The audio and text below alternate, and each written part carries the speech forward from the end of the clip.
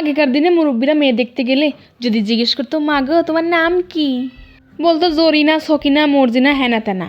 আবার যদি জিজ্ঞেস করতো তোমার বাপের নাম কি, উত্তরে বলতো মোসাম্মদ মকরম ফেরেস্তা, থুকু মকরম হোসেন।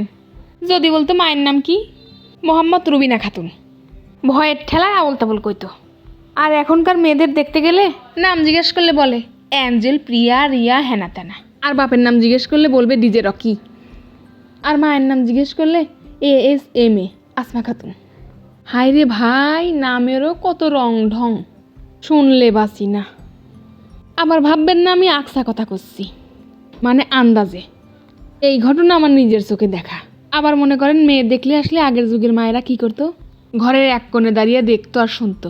আর এখনকার মায়েরা কি করে, মিয়া ফটর ফটর করার সাথে সাথে মায়েরাও এসে ফটর ফটর করে। যেমন বলতো আমার মেয়ে MBBS ফায়ার, মানে রান্নার কাজে। আবার বলতো BCS ক্যাডার। এখন প্রশ্ন, কুটনি BCS ক্যাডার নাকি লক্ষ্মী BCS ক্যাডার, কে জানে।